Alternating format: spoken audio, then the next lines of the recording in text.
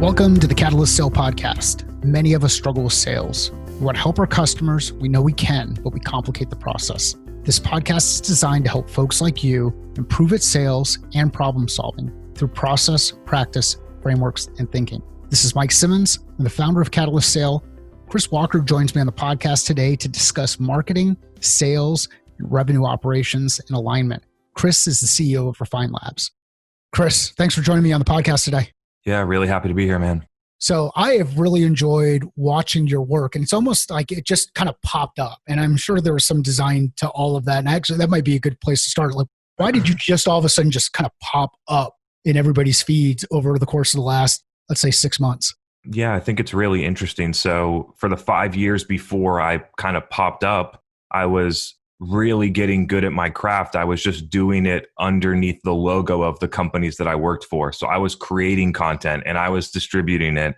I was just doing it for a different audience on a different channel. And so those 5 years was kind of like me running on the treadmill before this, getting prepared for when I was going to do this. When I was 25, I knew I was going to start a company. And my goal was to do it when I was 30, and I did it a little bit before that. And so I always knew what I was working towards, and the skills that I developed over those 5 years working hard inside of companies are starting to show now.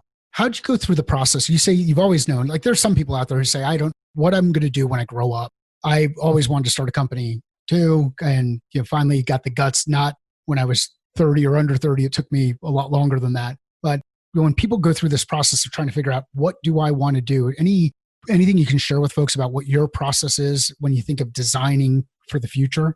It always just felt like what I gravitated towards, if that makes sense. And so inside, when I was an employee at companies, I always thought about whatever job I was doing as if I was the CFO. I would always move outside of the function that I was doing and find the most important problems in the business that were worth solving that would propel growth. I started e-commerce companies from my bedroom when I was 23. Like, those are just the things that I just like to do, and I loved learning it. And so at the beginning of my career, I felt like that was what I wanted to do, but I didn't have the right knowledge, and I didn't put myself in a position where I could do it full time. And so over time, I started to get more mature about, okay, how am I actually going to start a business? What am I going to need to do? How am I going to get there?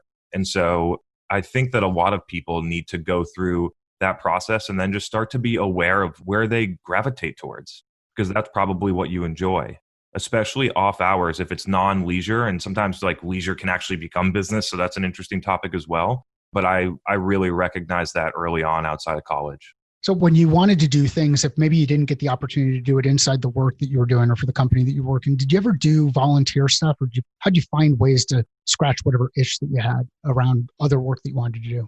Yeah, I mean, starting 2 e-commerce companies from my bedroom, one when I was 23, one when I was 26, got me experience in managing supply chain. It was a consumer type of good selling on Amazon and Shopify. So I was having to manage supply chain of stuff coming in from Turkey or China or other offshore companies, how to manage cash flow, small amounts, but still having to manage cash flow and inventory, how to build a website with no budget, how to work with freelancers and get the right creative, how to get photography, how important that is, how to run ads on Amazon, how to run ads on Instagram, how to manage an Instagram organic. And so like all of those different components, the businesses it materialized to profit, but nothing extraordinary, and the learnings were the most valuable. And so I think a lot of people, because they're so focused on the short term, don't recognize that period of learning will then propel you to even better success in the future. So where did you get this appreciation for doing the work? Because that's the thing that just keeps coming up. It's you go out there, you do the work, you test, you iterate, you gather information, you continue to do it. Where did that appreciation come from? Yeah, I always played sports when I was growing up. I really do think that that's what it came from. I was never the biggest guy, the tallest guy. I was never the best athlete, but I always tried to work harder than people. And so I think that's really where I got it from. Doing the extra 3-mile run after I pitched, or running the extra suicide in basketball. And I just kind of had that like competitiveness and the ability to know that like you might not be the smartest person, but you can work harder than the person that's smarter than you. And then also just having like a really clear idea that I didn't want to work for someone else forever. And so it was almost like an investment to work hard, and I still work hard today, but an investment to work hard so that I could have enjoy the freedom of not being reliant on someone else giving me a paycheck every week. Yeah.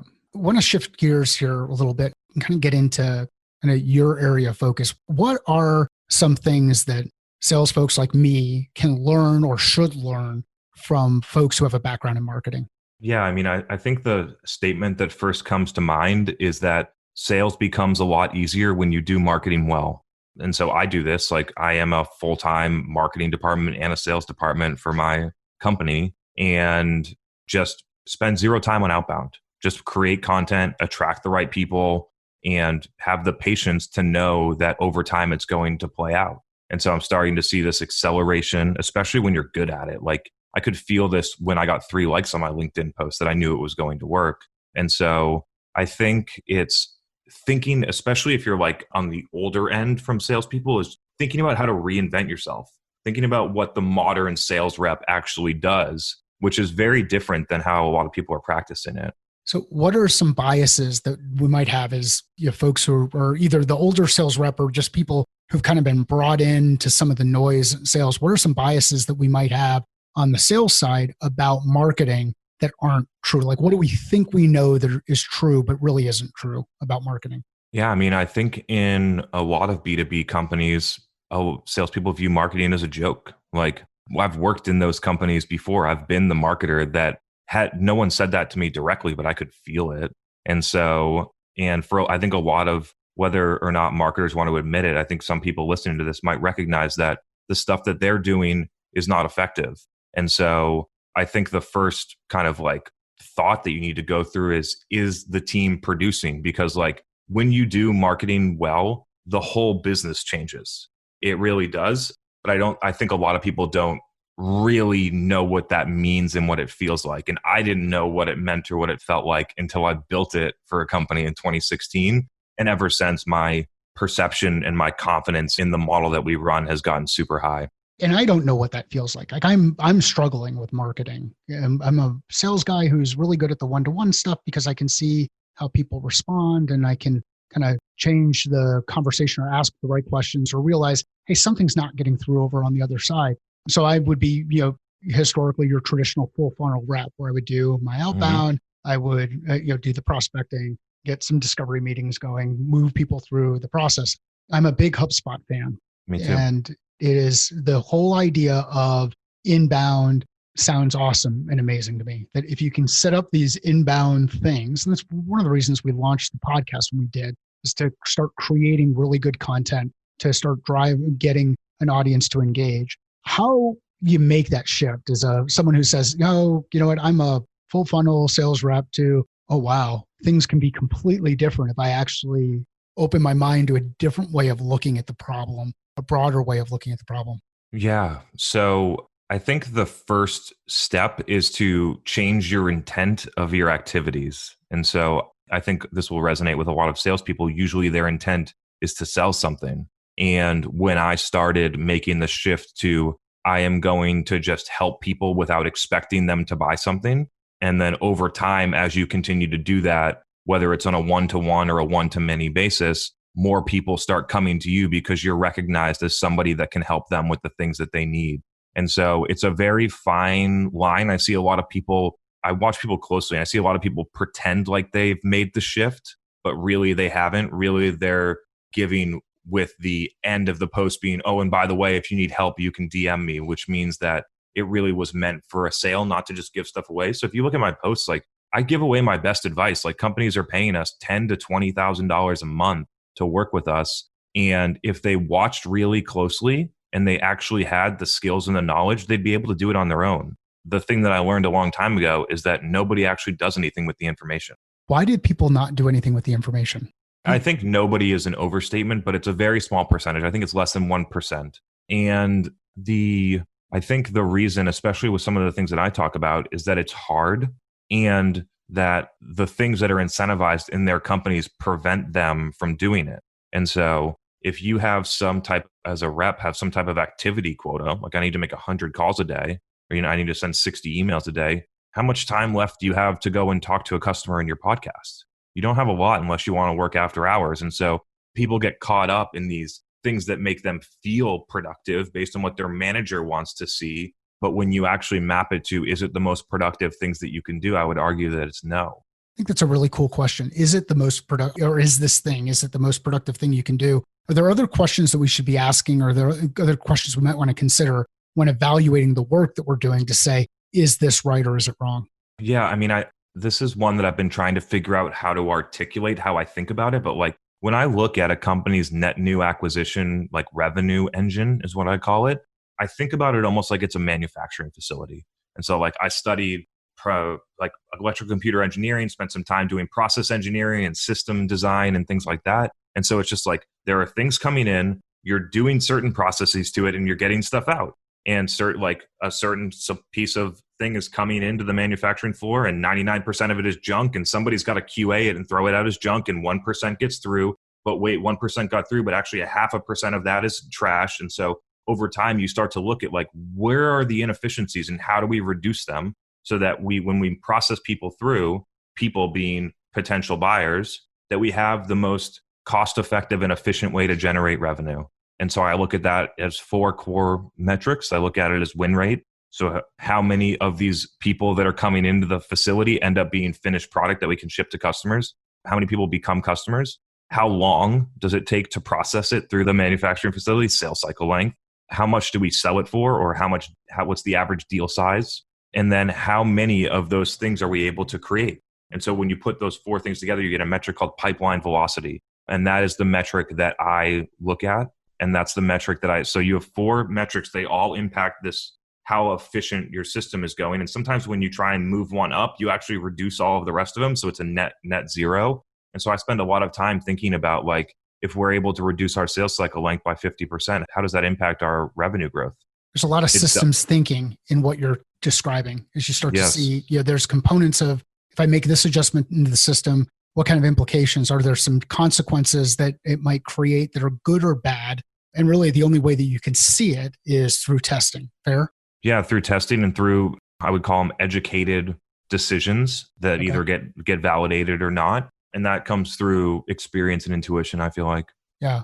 I think one of the cool things about it as you're describing is it's the same on the sales side, you're doing the same thing. Like it's just, and even though we're talking about it through the entire revenue engine, as you just described, like in a one-to-one environment, you're testing ideas and concepts. You're saying, I need more of this or less of this. I need to do more of this or less of that. I know that when this happens, this is what's usually going to end up being the next step. And if that doesn't happen, I've got a problem. And if it does happen, then okay, it seems like we're moving along. So it's the same kind of, it's basically just taking that lens, that perspective, and shifting it on different areas of the business. Fair? Yeah. And like if you look at it more from the buyer's process than your own process, the buyer has to go from 0% buying to 100% buying. And then it's like, okay, so I would rather, when I pass a person to go and talk to my sales rep, I'd rather have them be 80% done than 0. That would make their job easier. It would be better for the customer. It would be faster from a growth standpoint for us. It would be more efficient and cost effective for us. And so those are the things that I think about. And so how do we move buyers to a place where they want to talk to our sales reps rather than the sales rep having to try and convince them that they should talk to them? And so I think about it as if I was in the sales rep's shoes. It's great every day for me. I only talk to people that want to talk to me. It's awesome. And so I think a lot of, Yeah. And as sales professionals, people who are out there in sales that's who we want to talk to. We want to talk to people who care about the problems that we solve, or have the problem and want to solve it. And maybe don't know that we exist, that we can solve it. And if we can just connect those dots. I mean, one of the stories I like to use is the Rumsfeld one. There are known knowns and known unknowns. We've got known problems and unknown problems, known solutions and unknown solutions. And how do we bridge the gap between those things? And a lot of what you're talking about, there's learning folks that are out there who are thinking about this, and they're saying, okay, well, I'm doing the same thing inside my business. I'm trying to solve problems inside my organization by connecting the dots between content that's been created and problems that are out there. I think so it's kind of interesting as you start to look at the different ways that these concepts just apply, whether you talked about it from a manufacturing perspective, you're talking about it from a marketing and sales perspective, start to bring in learning and development. Is that also fair that these concepts still apply, whether we're talking about helping people learn, or we're talking about solving problems and generating revenue, or we're talking about getting out there into the broader market? Yeah, for sure.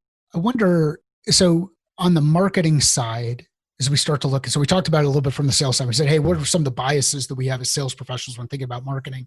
What are Mhm. some of the biases that marketing folks have about sales folks that are important for us to understand? Yeah, man, I hear this objection all the time for marketers, and I really want to challenge it because I flat out just don't think it's correct. Is that the idea that once a marketer passes off a lead to sales, that they don't have control over it anymore. And so if the sales rep doesn't close it, it's not their fault. I think it is one of, I'm trying to say this politely, I don't agree with that thinking at all. If you're on a basketball team and you pass the ball to your teammate, you need to have confidence that your teammate can shoot the shot and make it in. That's called being on a team. And so the idea that blaming someone else for not closing your lead, I think is just not taking accountability for the piece of the puzzle that you're responsible for. And so what I've learned over time is that the number one factor to to the sales rep closing a lead is how good the lead that I generate them is. Did they come in and did they, look at a blog and download an ebook and then I'm going to give them to them? Or did they come in, read 20 pages and then fill out a form that said, I want a demo and I want to talk to your sales rep? And so it's my job to educate someone to a level where they're ready to talk to a sales rep and they create that conversation, not we artificially create it for them by going outbound. And so that is one of the core differences in what I believe in marketing versus a lot of other people, which forces me to one, have the discipline to not pull people out of the funnel too early and give them to sales. And two, create a system that educates someone all the way through the buying process, not just to the one little lead level where we have their email address so that sales can follow up with them. And when you have that discipline, it forces you to really change the behaviors that you have in marketing. Very cool. And the other side, there's got to be the discipline from a sales perspective to trust what's coming through and look at how this thing came together so that you're not taking the customer back 6 steps in that first conversation and asking them a bunch of things. Because with what you're describing, you'd have that data, where they started, how they kind of moved through, what they're interested in, and you can meet them where they are rather than taking them back 6 steps. Totally.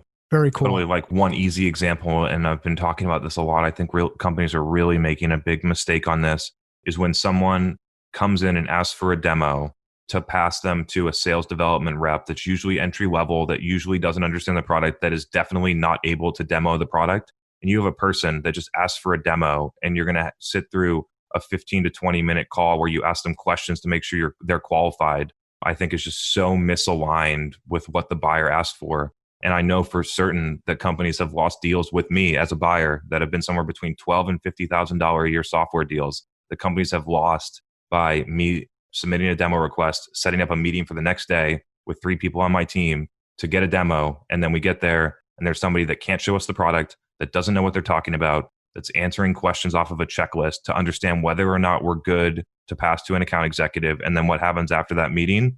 They send us 7 emails, we never answer. And the next day we are already on your competitor's platform. And so I think people really need to think about that. Absolutely. And how painful is that for a customer? Like, it's terrible. We're just wasting their time. Yeah, companies have built that structure for their own internal efficiency as opposed to the efficiency to help a buyer or to have buyer focus. It was to reduce costs for them. Why have our account executives making 150K do this call? Why don't we have someone that's making 60K do the first call and not allow them to show the product and do all these different things? And so for those reasons, that's one, is like for their own efficiency. The other one is that because their marketing team's driven on creating lead volume, not lead quality, that there's a ton of junk that you need someone to go and sift through to find the needle in the haystack for your account executive to actually talk to. Both of those things I entirely disagree with. Well, and it creates so much friction in the organization because then it reinforces that the perspective or perception from a sales standpoint that, hey, marketing's just not giving me the right leads. And then on the marketing side, it's you're not doing anything with the leads that I send you. And the reality is we're just talking past each other. Yeah, I mean, and look at the this customer from gets destroyed in the jet wash or the riptide or whatever metaphor you want to use. Yeah, I mean, look at this from the manufacturing example. Okay, so like you have a manufacturing facility and you have a part coming in from a contract manufacturer that needs to go into your component and they have a 99% defect rate. What are you going to do? What should you do? You should go find a new supplier or you should have them fix their quality. So I don't know why companies are not fixing the problem at the beginning of the process. They're creating layers in the middle of like quality assurance people that sort through the junk. Like just fix it at the source. And so maybe that like resonated for some people. I've actually never said it in that way, but it's really interesting is thinking about it in that way. I think it's awesome because I mean, you go through so we're running into a situation here just recently with a client where we're doing some data entry type stuff, and we're going through and we're doing data entry. And the reality is we should just be able to take a CSV file and load it up into a Salesforce instance and not have to do the data entry. Just no reason for us to be doing the data entry. Yet we could, if we didn't look at it that way, we could just continue to throw people at the problem, or we could take the however many minutes it took to go through and say, heck, we can just do a CSV upload and take care of it. And I guess the question I would ask is how many of you out there are operating where there's a technical solution for the problem or some other alternative solution for the problem, yet you're continuing to just throw people at it and you don't know, am I dealing with the demand gen problem? Am I, ideal customer profile stuff? Am I dealing with the revenue generation problem, or am I dealing with some other problem inside the organization? Why do we complicate this stuff? I mean, I know you keep coming back to this idea. It seems like we just continue to complicate stuff over and over. Is that just an innate thing that we like to do as human beings, or is there something else out there? So I mean, the shorter answer is I totally think it depends. Okay. The companies that I mainly work with are growth stage software as a service companies. That means they have core traction. They're probably at Series B or further. They're growing fast. Okay. And as you go through that growth period from 15 million to 100 million is a very, very interesting period that determines the rest of the health of the future of your organization. And so some companies will go through, and because they've been so inefficient up front, we go back to the manufacturing example. So they have a bunch of junk coming in that they have like 100 now quality assurance people, that SDRs, that are filtering through these leads, and they build their entire business around this one very, very inefficient process. And then when you look back and you're 100 million, you have way too many salespeople. Your marketing is super inefficient. You're spending a ton of money on ads to generate stuff that these people need to fill through. Now, you have so many people that they need to be productive and stay busy. So the marketing team has to go back and generate more to keep these people busy, regardless of what the result is. And if you just built it the right way at the beginning, you would be able to scale based on the amount of demand that you create, as opposed to scaling in order to keep people busy. Yeah, and I've heard this described as technical debt from a software development product standard perspective. Yeah. Right. Cool. I mean, if you think about it, like technical debt is like your software has some problems that you need to come in and solve that might be very challenging, right? And you could think about it as like customer acquisition debt, and that'll show itself in customer acquisition costs, which companies monitor very closely. The challenge is that the way that they monitor it is in a term called blended CAC, which puts everything together. And when you look at blended CAC, it might look okay, but it doesn't expose the real issues. So you need to actually go one layer lower than that. Okay, so what is our outbound SDR CAC? What is our inbound CAC on paid ads? What is our inbound CAC on organic? What is our inbound CAC on the ebook downloads, on content syndication, on G2? And so when you start to break it up into those things, it exposes the things that are really inefficient. And so typically what we'll find is that after working with a company for 6 months, is that their inbound CAC is somewhere between 1.5 and 3x less than their outbound. And when they start to actually see that, once they see the model start to work, and when they see it start to work, the first step is that their account executives start to say back to the marketing team, these are the people that we want to talk to. We're having great conversations. They're ready. That's the first step. And then when you hear that, you know that this is going to work. And so they're having good conversations. So you don't need to send leads directly to SDRs. The leads then go directly to account executives, because that's what a buyer would want to do. And they're ready to talk to an account executive. And then you see the customer acquisition cost differences. And so you start to lower the amount of investment in the SDR team, because it's relatively inefficient.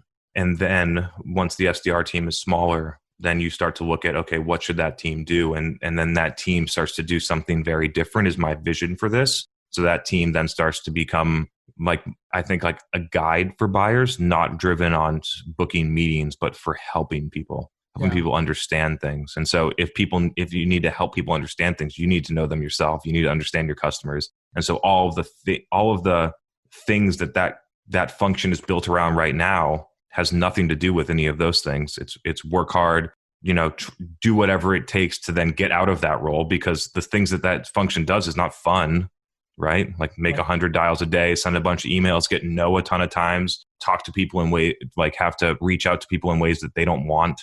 Yeah. I mean, so I just like, again, focus on the customer and then try and like reverse engineer the way that I approach them based on the way that they want to be approached. Yeah, and I think it's really cool. One, to hear the different ways that you can look at specialization. And there are a lot of people who've read books like Predictable Revenue and you name it, any of these other resources that are out there that will talk about models that applied in one instance, and then they try to apply it inside their organization, and they don't go through and say, well, the variables are completely different. Like that in the instance where they had 99% defects for that one widget, it may be that because the widget was designed for a completely different application, and in that other application it works 99% of the time. So we're trying to apply the wrong widget to the solution. As you're going through and describing this, the other thing that I'm hearing over again beyond the design is root cause analysis, not just accepting the first piece of information, but continue to go deeper, go into different layers of it, deconstruct that success to say, how can I continue to retool and specialize? And I mean, imagine if you're an SDR out there where rather than being measured on the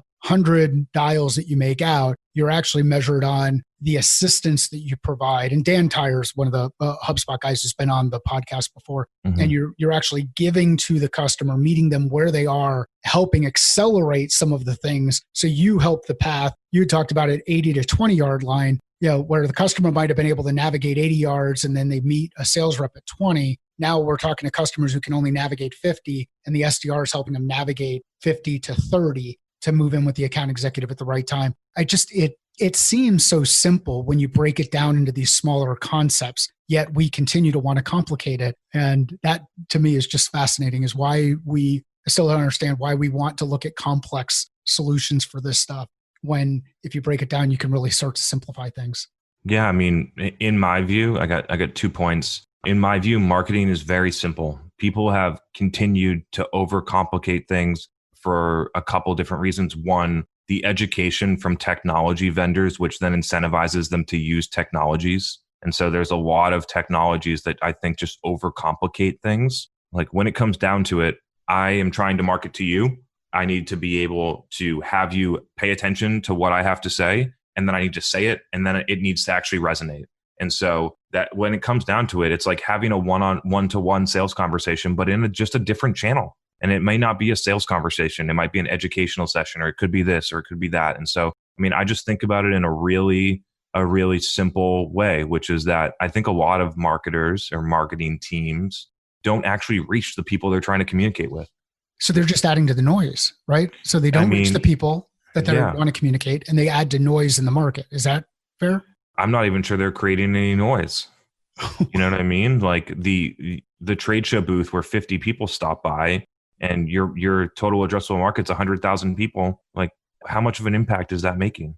And so, or, I could go on for a lot of different ways. Like the thing that the case study that you put on your blog that 5 people read, like how much impact did that have? And so how do you get people to, if one, is the content actually good? 2, how do you get people to actually read it? And so I think people really, really fall down on whether it's written or a video or anything, is missing the fact that the person that you want to see it actually has to see it. Yes. Actually has to consume it. Yeah. Yeah.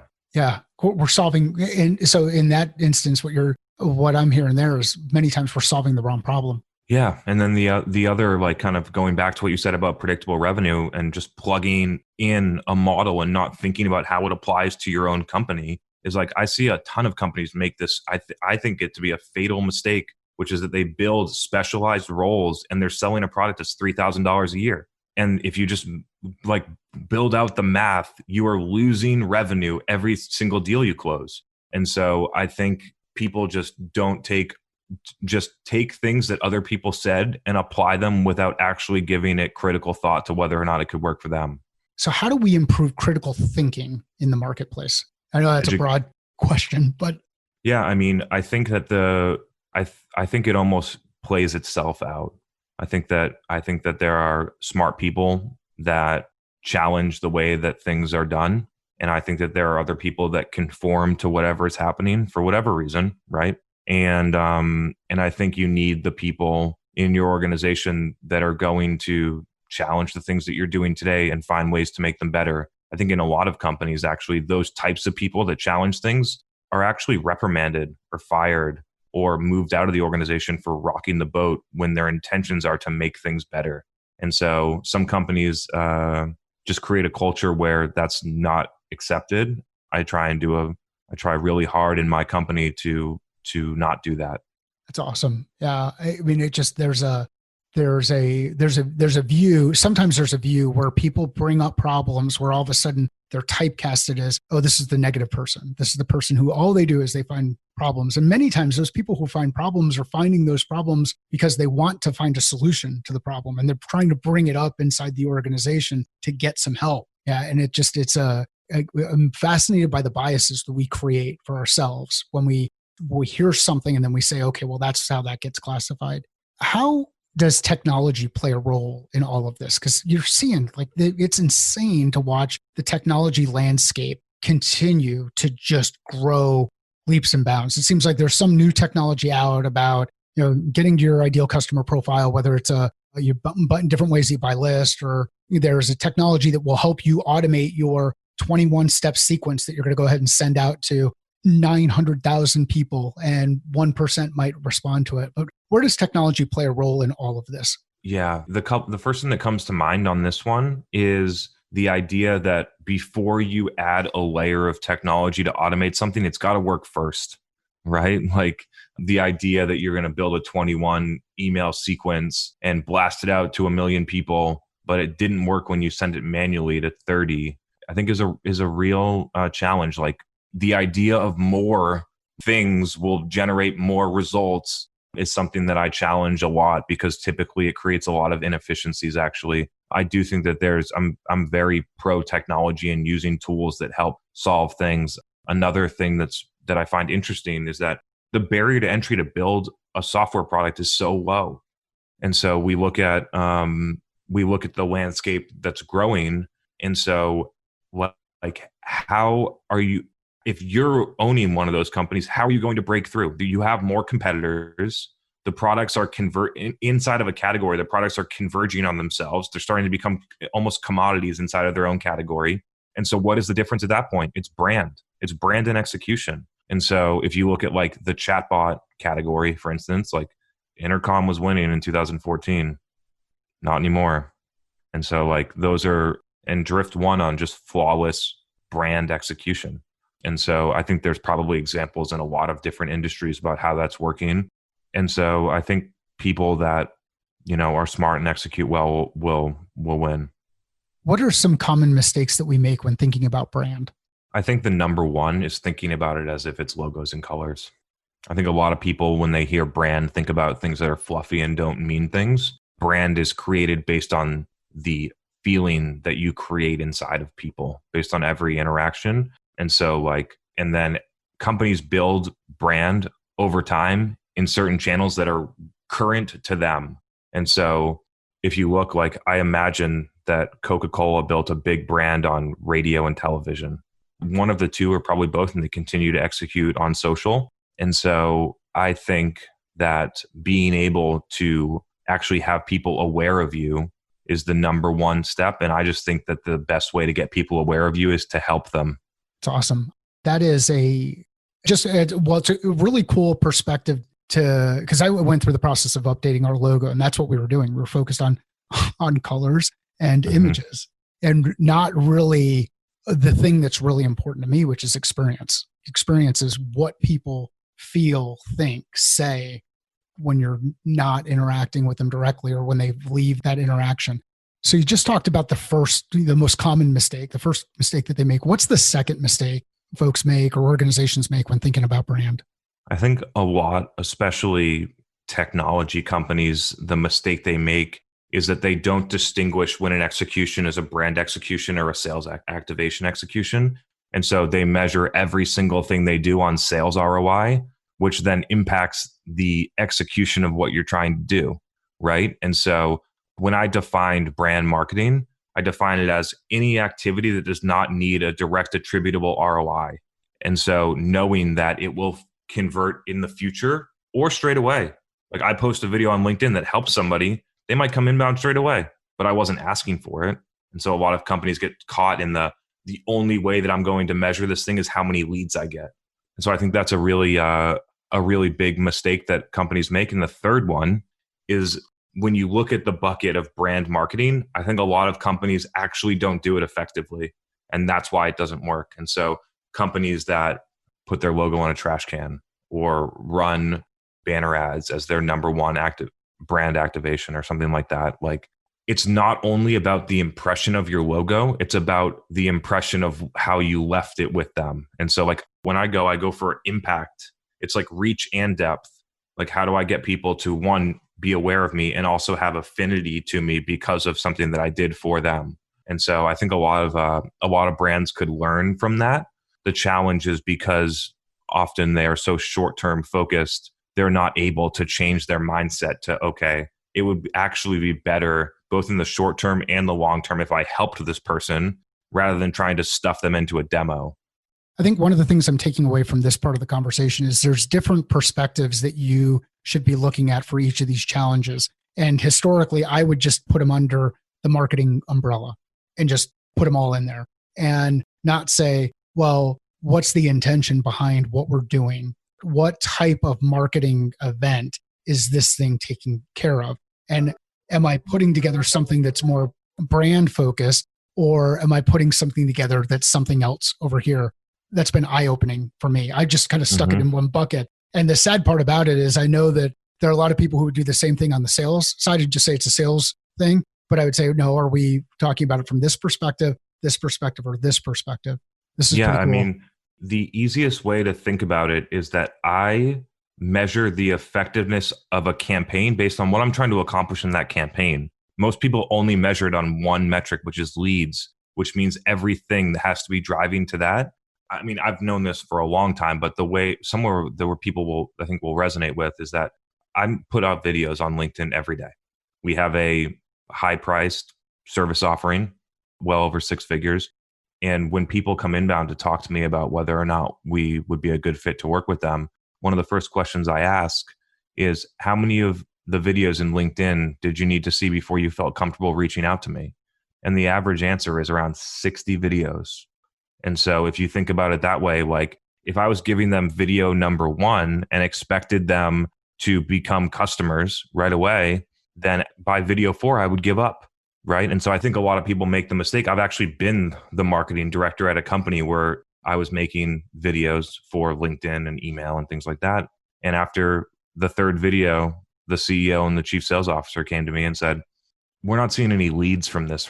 So I think we're going to shut it down. And if they're listening, I think it's clear now that that was the wrong choice. Good things take time, right? I mean, 100%. like not that you have to artificially inflate time. Because like you said, there's going to be an instance where someone comes in and they're just perfect for the organization and there's no reason to slow things down.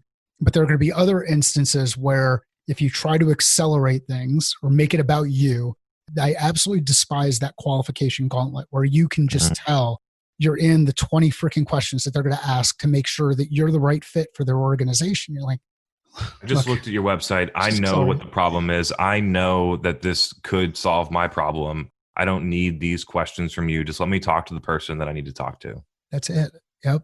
And be comfortable with the idea that, hey, somebody is going to say that. And I think the more we can do to reduce friction in the process working with customers. And that's one of the things I'm excited about because you're seeing more and more people talk about buyer journey. And I question whether or not some of those people know what they're talking about when they say buyer journey. Very true. I question it as well. So when I say that, you smile and you say that you question it as well. What's a mistake that we make when saying, hey, we're thinking about buyer, or we're going through buyer journey, or we're buyer centric, but when you start looking at things, evidently they're just not. Yeah. I mean, there is no linear buying journey. It's like it goes all over the place. But the problem is that you just don't have the tracking to see all of those different twists and curves that buyers take along the way. And so the way that I think about it is when I recognize this, I was actually out. I visit a lot of customers when I was in-house, especially customers that are not like you. So right now I sell to marketers, but back then I was selling to neonatologists that take care of premature babies in the ICU, or emergency room nurses, people that I don't understand well. And so I spent a lot of time with them. And in non-sales situations, at the beginning, and then would join salespeople afterwards. And I would hear objections, and I would figure out what's important to them. And I would get a sense. I would go and visit 5 people, and I would ask them a bunch of questions, and I would get a sense of once you hear the same thing over and over, you can start to extrapolate the idea that, okay, most of the market perceives something this way. Okay. And now I know the market perceives something this way. However, the clinical data about our product shows that they're actually not right. And so now I need to figure out, how do I get that clinical data to them in a way that changes their perception about this thing, which then allows them to be open to our solution. And so if you look at those things, there's probably, for some places, there's 100 things that buyers either don't know or have incorrect perception. And so as a marketer, my job is to figure out what those things are and then effectively change the perception. And so when I started doing this, like, the most obvious example is the first time I had run Facebook ads targeted for B2B. So I was targeting ER, nurses, emergency room physicians, and I spent $500 to just distribute the clinical information. And the clinical information was published 2 years ago, but nobody knew about it because it wasn't communicated effectively. And so I just watched hundreds of people on our website at once for like pennies, and them consuming the message. And then over the next 7 days, inbound here, demo request here, can I talk to your rep, inbound phone call. And then I just started to think, okay, what happens if I start to do this more frequently with better information? And over time, as I learn them better and I communicate it in ways that don't feel salesy, that are educational and objective, and then allow them to figure out based on objective information that they learn. And then once they learn, it becomes their idea. And then they come inbound to you rather than you making it your idea and forcing it on them. And so at that point, I started to realize that just how to be buyer-centric in a process is just give people objective information and allow them to make their own decisions, right? And it's awesome because a lot of people will talk about empathy, and sometimes I don't know if they understand. It's kind of like the Princess Bride scene where you keep saying that word, but I don't think you know what it means. It's inconceivable. As you go through this, it's amazing the kind of data that you can get by just talking to, and keep in mind what Chris said there. He said 5 people, 5 customers. There was enough information to identify a couple of patterns to start making some decisions and then start testing with just 5. And I will challenge you. I think there are salespeople that are out there. There are learning people out there. There are marketing people out there that are listening who they don't get involved in their customer discussions. They don't actually go and partner with the sales rep. And speaking from experience, many times when the question that I want to ask from a sales perspective is asked from a marketing perspective, the customer's more comfortable answering that question. Their guard comes down a bit more. They don't feel like they're getting moved into this kill box where now all of a sudden someone's going to sell them something. So leverage your team, bring your team together to help drive these or support these conversations and the information gathering. That's awesome. 5. And then go to the next 5, I would imagine. But you're gathering data. That's really cool. Yeah. And when you get it, like, some of the things I would do is I would say something to feel the reaction. Like, there was nothing a lot of people make the mistake of asking leading questions that lead someone to the answer of what they want to hear. And the buyer's just like, yeah, whatever, you don't care. And then they just give you the answer that you want, even if it's not the right one. And so I would really take the time. And then somewhere between 6 and 12 conversations, you reach a point of fast diminishing returns where I've heard the exact same thing over and over. And now this is clear. And then you take that back and you start to act on it. And then as you start to act on it, you go out again and you say, okay, now I feel like I have a hypothesis about what I would say in order to change someone's perception about something. And that can happen at a marketing level or a sales level. The key is to change your intent. And so if you're a salesperson listening, your intent needs to be to learn not to sell something in order for this to work. And because if you're trying to sell something, the words that you say, the tonality that you use, all these different things, the questions that you ask all change. And so, yeah, and they can see it. And I can't think of a better way to end the podcast discussion than on that. Like, they can see it. So Chris, thanks for joining. Where can people find out more about what you're working on, and where can they connect with you if they'd like to? Yeah, so LinkedIn is the best. Chris Walker on LinkedIn. Our website is refinelabs.com. And we host a podcast called the State of Demand Gen Podcast. We're publishing 3 to 7 episodes a week, long form content on demand gen, sales, marketing, customer success, specifically on B2B tech. And so if you want to check those out, I would encourage you to do so on Spotify or Apple Podcasts. Perfect. We'll include links in the show notes. Chris, thank you very much for the time. Cool. Thanks for having me, Mike. Please check out Chris's work and the work he's doing at Refine Labs. We'll include the links in the show notes. As you think about this episode, remember, design, test, repeat. I know it's something we've talked about before. It was really great to hear Chris's perspective. If you know of someone who would benefit from hearing this discussion, please share it with them. Let us know via Twitter or LinkedIn. I'd like to hear how you're applying the lessons learned and concepts discussed in your role today.